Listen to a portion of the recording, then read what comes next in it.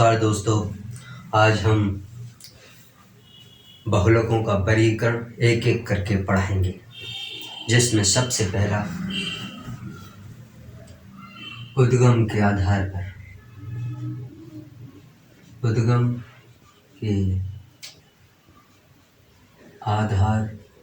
पर बहुलकों का वर्गीकरण।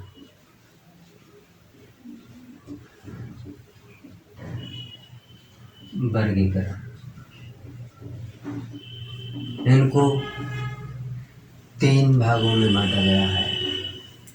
सबसे पहला है प्राकृतिक बहुलक।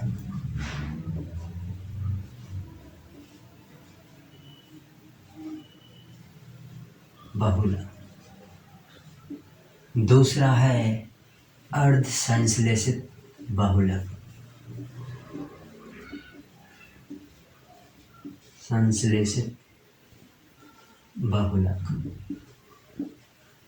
तीसरा है संश्लेषित बहुलक।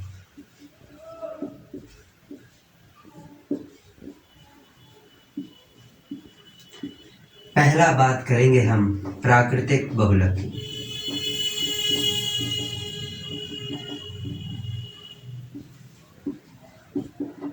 कि प्राकृतिक बहुलक क्या है? कि वे बहुलक जो सीधे तौर पर प्रकृति से प्राप्त होते हैं क्या कहलाते हैं? प्राकृतिक बहुलक कहलाते हैं। जैसे प्रोटीन है, जैसे एमिनो अम्ल है, जैसे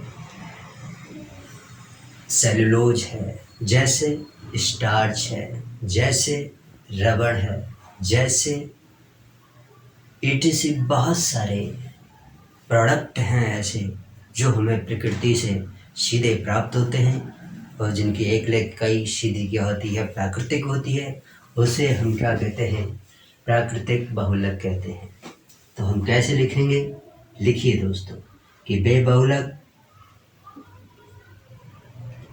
बहुलक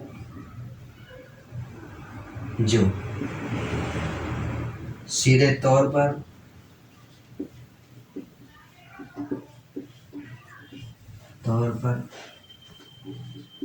प्रकृति से प्राप्त होते हैं।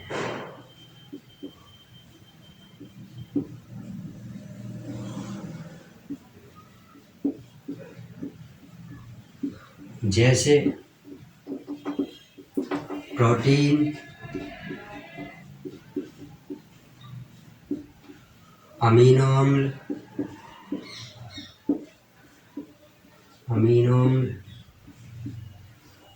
सेलुलोज,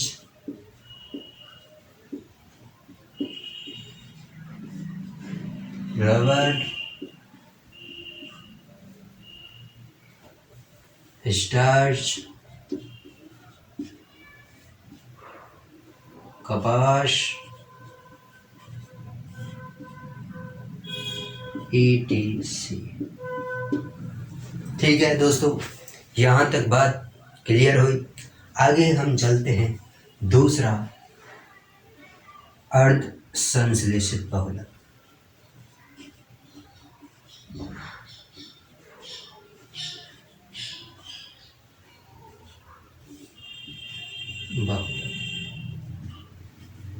अर्ध संश्लेषित बहुलक क्या होते हैं? वे बहुलक जो जिनको रासायनिक रूप से सुधारा जाता है उन्हें हम क्या कहते हैं? अर्ध संश्लेषित बहुलक कहते हैं। प्रकृति से जो सीधे हमें प्राप्त होते हैं उनको थोड़ा सा रासायनिक रूप से क्या कर दिया जाता है? सुधार दिया जाता है। उन्हें हम अर्ध संश्लेषित बहुलक कहते हैं। जैसे कि कौन सा होता है? गन कॉटन को क्या कहते हैं हम? Cellulose nitrate. और वल्कनीकृत रबड़।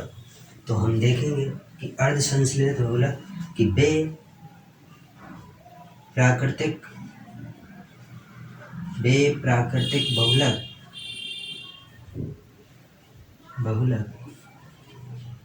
जिन्हें रासायनिक रूप से सुधारा जाता है, क्या कहलाते हैं? अर्ध संश्लेषित बहुलक कहलाते हैं। जैसे है बल्कनीकृत रबड़। क्या? बल्कनीकृत रबड़। दूसरा है गन कॉटन। इसको क्या बोलते हैं? सेलुलोज। बहुत ही इंपॉर्टेंट है, सेलुलोज नाइट्रेट।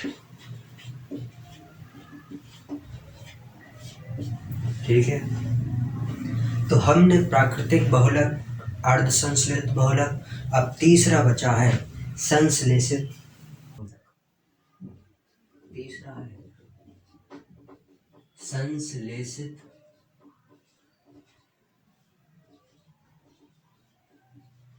बहुलक। संश्लेषित बहुलक क्या होते हैं? वे बहुलक जिन्हें प्रयोगशाला में बनाया जाता है, वे एकल इकाई जिन्हें प्रयोगशाला में जोड़ा जाता है, बनाया जाता है, सुधारा जाता है, उन्हें क्या कहते हैं? हम संश्लेषित बहुलक कहते हैं। जैसे कि वे बहुलक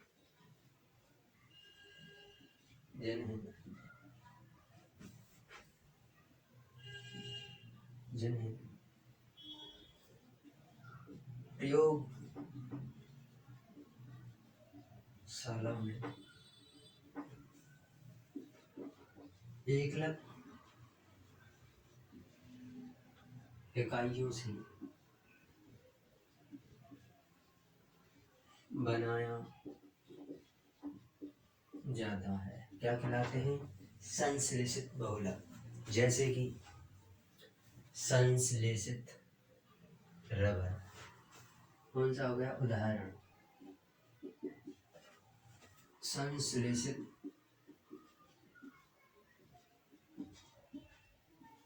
रबर। ठीक, उसके बाद में डेक्रोन, उसके बाद में रेसिन। कौन सा? नायलॉन। नायलॉन 6 उसके बाद में प्रोपिलीन। उसके बाद में PVC पॉलीविनाइल क्लोराइड, PVC, और बहुत सारे हैं। तो हमने बताया तुम्हारे लिए उद्गम एवं स्रोत के आधार पर बहुलकों का वर्गीकरण। उसमें सबसे पहले पढ़ाया प्राकृतिक बहुलक जो सीधे प्रकृति से प्राप्त होते हैं, फिर पढ़ाया अर्ध संश्लेषित बहुलक जिन्हें हम रासायनिक रूप से क्या किया जाता है? सुधारा जाता है। फिर हमने पढ़ाया अर्ध संश्लेषित बहुलक जिनको प्रयोगशाला में एकल इकाइयों से क्या किया जाता है? बनाया जाता है।